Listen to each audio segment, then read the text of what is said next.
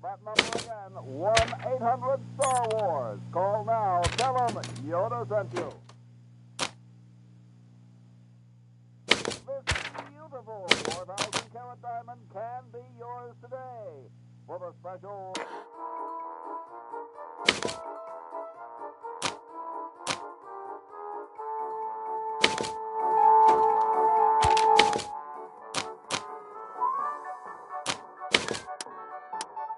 $4,000-carat diamond for the piddling sum of $2 million.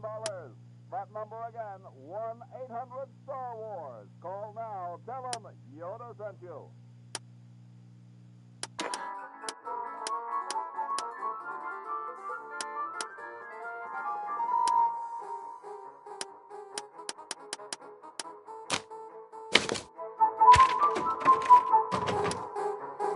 Don't miss this amazing once-in-a-lifetime opportunity.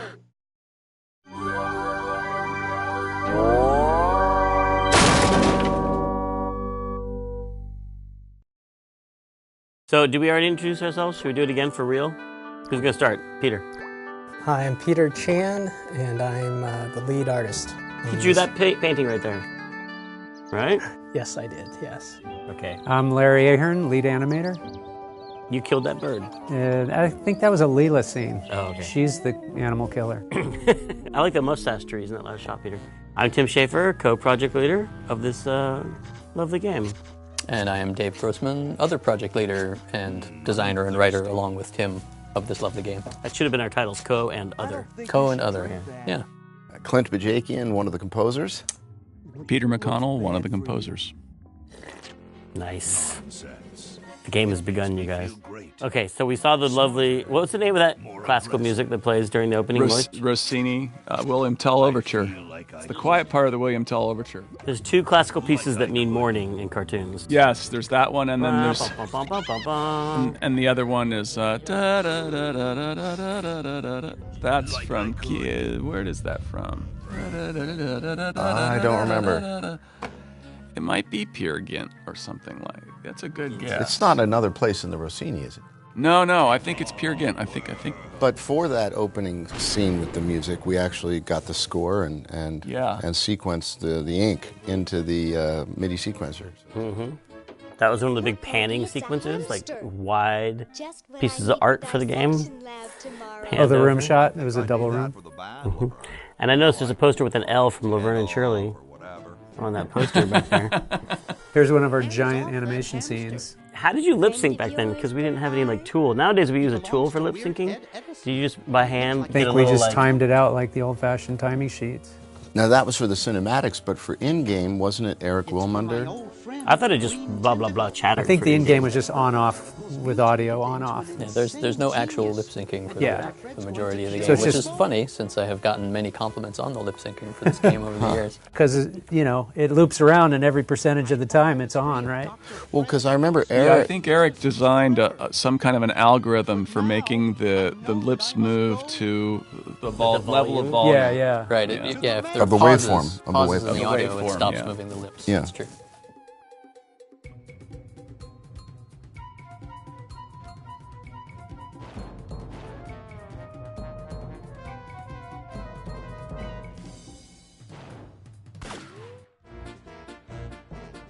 Now these credits were done by Kyle Balda. That's You're right. saying entirely on his internship? Yep. So wait, did we not pay for these credits? Or did we pay for them? You got paid, right? I think so, yeah. He took time. This is Peter, the other Peter.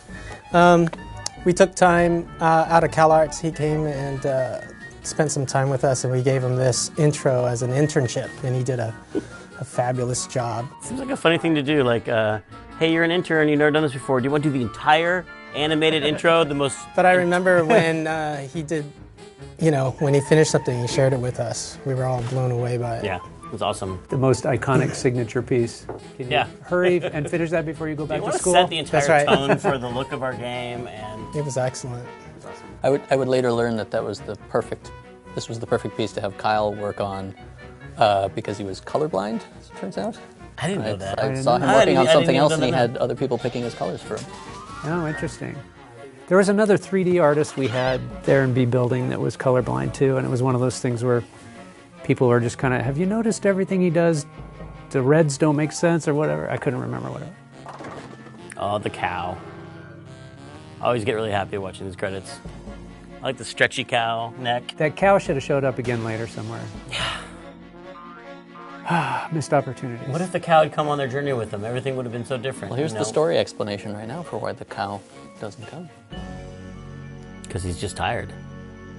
Doesn't want to make Like the walk I've been up to the hill. mansion before.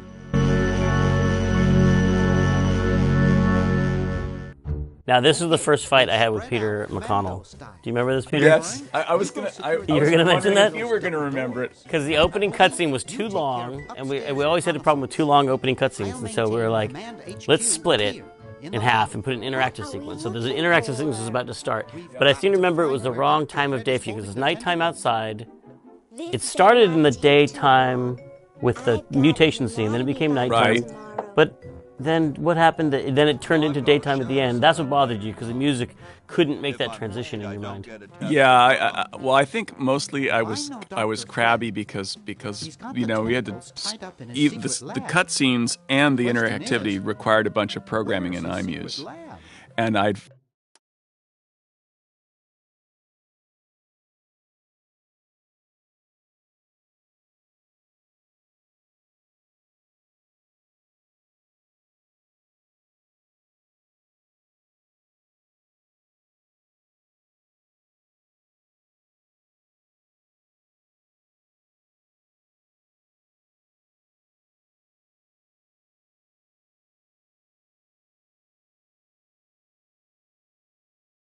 Finished it one way, and then you changed it to another, and so I think I came up with some sort of artistic argument that had to do with daylight like that, but that's an important thing to learn running a project, to not change things after someone spent hours and hours making something. Well, it was also an important thing to learn not to step way out of your bailiwick and tell the guy who's writing the scene how to write the scene.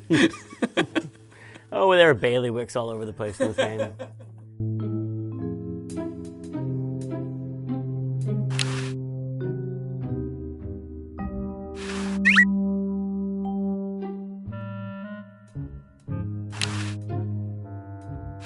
Boy, the Edisons are a spectacularly ugly family.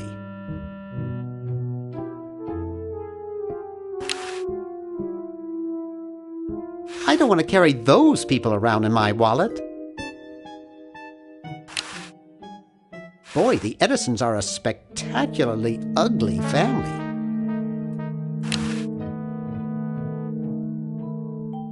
Sleek design, sturdy construction, attractive housing. All in all, a fine phone.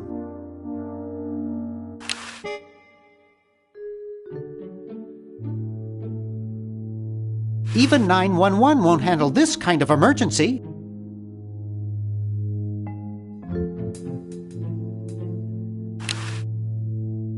Wow, it's from my favorite movie.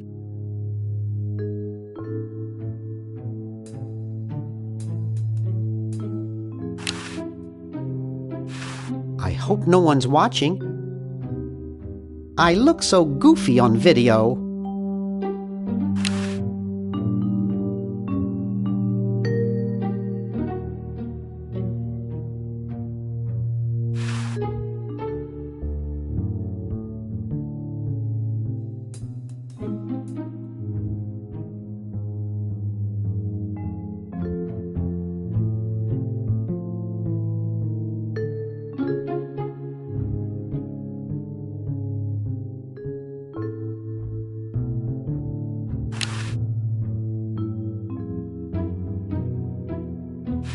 I don't really want it.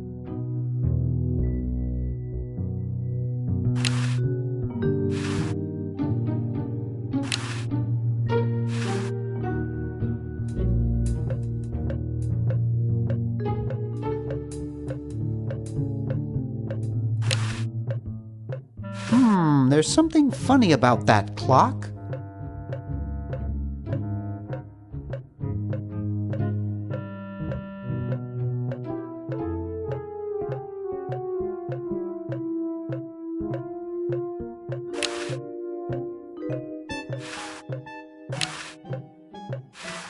Aha! A secret passage. This is all too easy.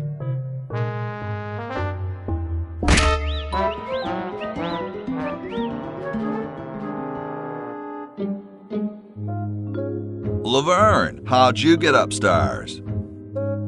Am I upstairs? I got lost. Seen any tentacles? What's a tentacle? Oh, just something I whipped up in my spare time. Made good pets, actually. Until one of them tried to take over the world. Had to tie the little buggers up in the basement. Good thing you told us that. Yeah, Bernard wanted us to set them free. Thank God you weren't that stupid. Did you say Bernard? Okay, you're free to go. Thanks, Bernard. Yes, thank you, naive human. Now I can finish taking over the world.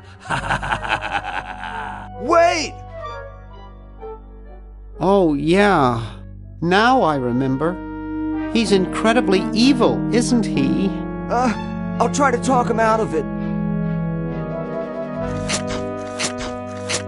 Well, what possible harm could one insane mutant tentacle do? Leaping lab rats! Dr. Fred.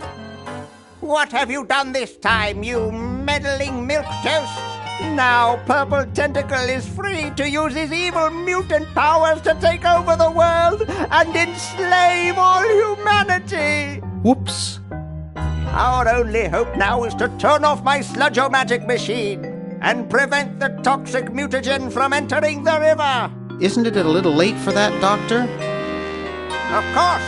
That's why I'll have to do it. Yesterday, to the time machine. This is all your fault, Bernard. Behold, children, the Chronogon. Doc, can't you just send Bernard? No, you must all go to increase the odds that one of you will make it there alive. Have any people ever been hurt in this thing? Of course not. This is the first time I've ever tried it on people.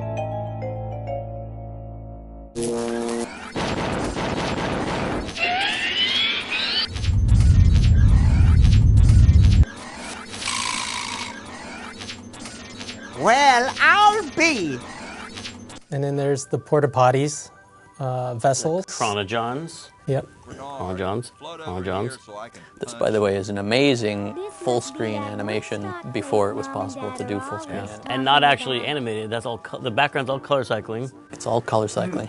A lost art in the world of. I forgot about that. Now that computers work like they should, you don't have to do that stuff anymore. You know, if you look at Mark Ferrari's website, not that Mark Ferrari worked on this game, but he was the master of color cycling, and he has a whole website where he's done it in a more high-end way, like with higher res color cycling. He just kept perfecting that to higher and higher resolutions. Yeah, that stuff was crazy. He was into it, and then I think Bill Eakin was the one that inherited the mantle from him when he left. All the lava in Indy 4. Yeah. Diamond wasn't good enough. Uh-oh. See, color cycling. Wow. Awesome. Yeah, so that was like 2-3 frame animations. And a little surf music for Hoagie. We always had a place for surf music in our games. That, the Bone Wagon theme. Yep. That's right. I think that surf music was yours. That was mine. Yeah, I did that last little sequence there. Yeah, you know, the musically, this, I believe, was the last project that we all worked on. Certainly the last original title that we all worked on together, sort of equally as composers, where there was no lead composer, and we all pretty much panicked and freaked out together. Mail order jewels. What happened to Hoagie and Laverne? I knew I should have bought a real diamond. Are they alive? My dials say that the larger specimen landed 200 years in the past, and the other is stuck 200 years in the future. Well, hurry up and bring them back. I will, as soon as I get a new diamond. Then all your buddies have to do is plug in their respective chronogens and... Plug them in? Where is Hoagie going to find an electrical outlet 200 years in the past? Yes, well, he'll be needing my patented super battery then, won't he? Now, where did I put those patented super battery plans of mine? Plans? How are we going to get Hoagie plans? Don't worry me with details, boy. Just help me find the plans. They're in this house somewhere. Now what am I going to do? I think I made myself perfectly clear. Step 1, find plans. Step 2, save world.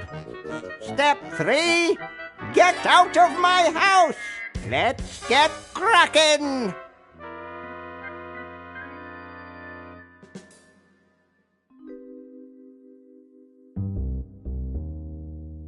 Okay, am I right, or is this is fine?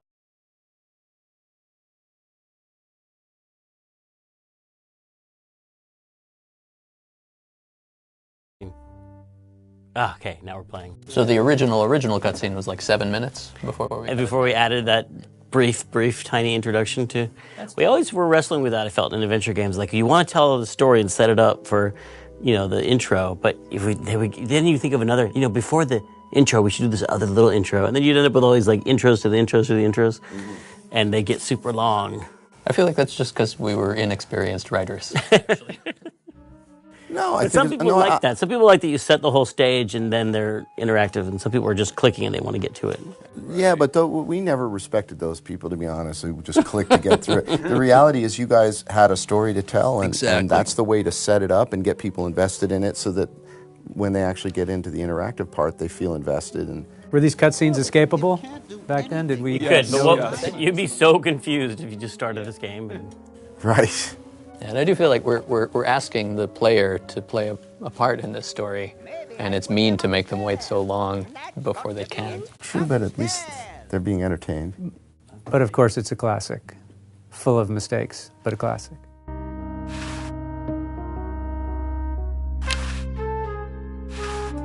There, it's off. But it's too late now.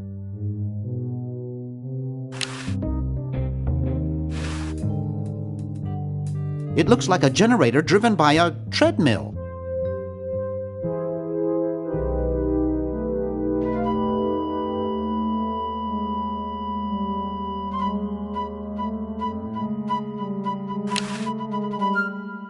I think it's designed to run with something, more like a small rodent.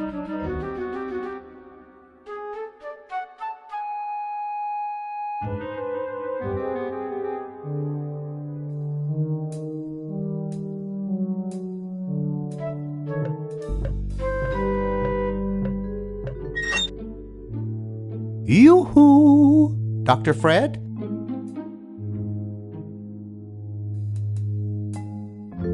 The plans! The plans!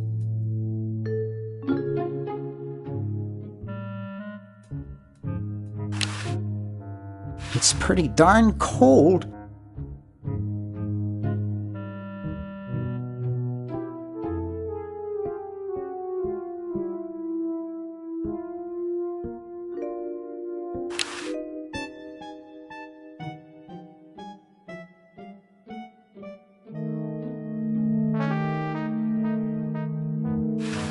No way. There's things in there that look like they've been there for years. Doesn't anyone ever clean this thing?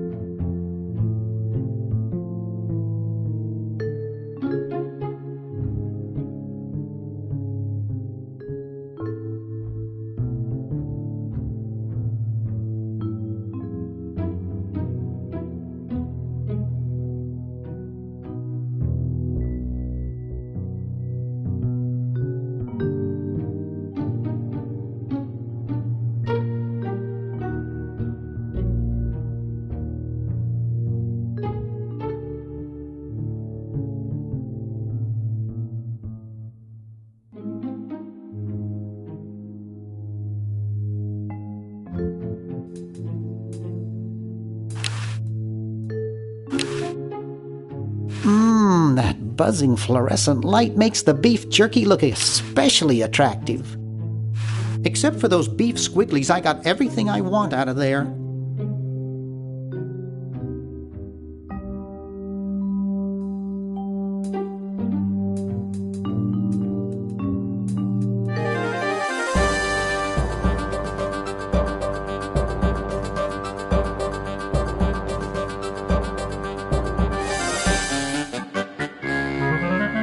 Now, where did Dr. Fred go?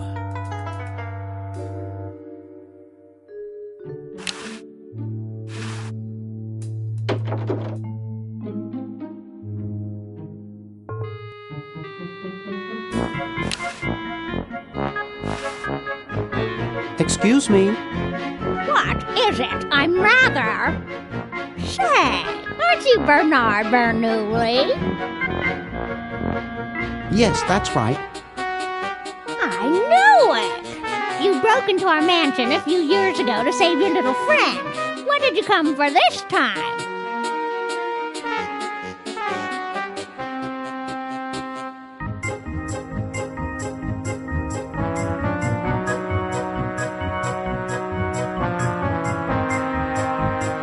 I'm trying to keep a tentacle from conquering the world. Really? How nice. You haven't seen any plans for a super battery around, have you? Super battery, huh? Fred might have something like that.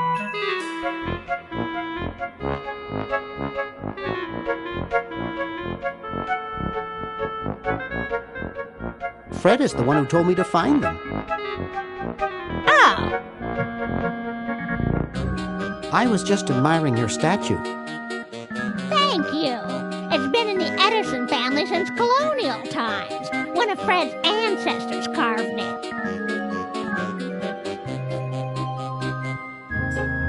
This is quite an array of gadgetry you have here. Yes, it's the best surveillance system in the state. Is that a Plexus 7000 VCR? It sure is. It's got a dual-tape speed motor with cobalt casing. Don't touch it.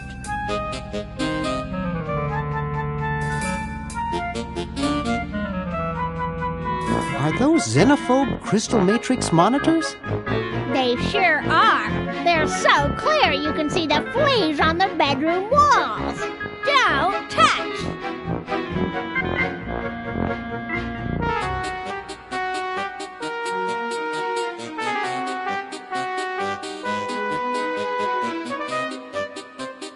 Do you think I could play with these a bit?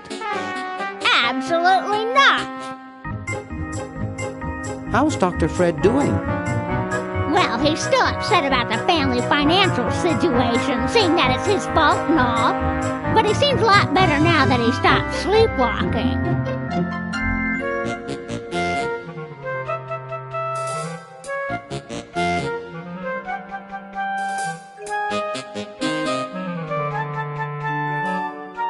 How did he manage to stop sleepwalking? He stopped sleeping. Fred drinks a lot of coffee. Me, I only drink decaf.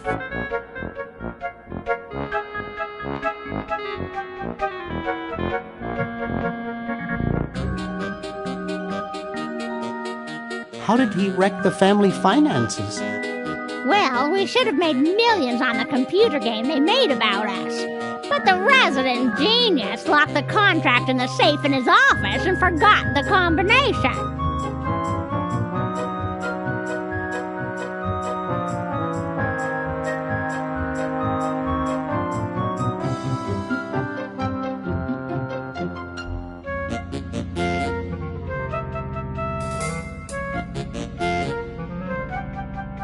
Well, enough about Dr. Fred. Shall we talk about me? I'll let you get back to what you are doing. Come back any time, you big hunk.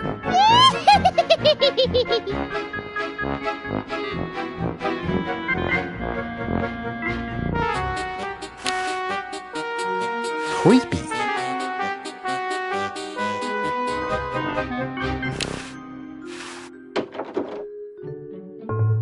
Hey, aren't you Weird Ed Edison, the paramilitary nut? Why, yes, Hey, do I know you? Yeah, I'm Bernard Bernoulli. I broke into your house 5 years ago, kidnapped your hamster, broke into your piggy bank. Nope, doesn't ring a bell, but I can't remember much about that period anyway. My psychotherapist thinks something traumatic happened to me back then that I'm blocking out.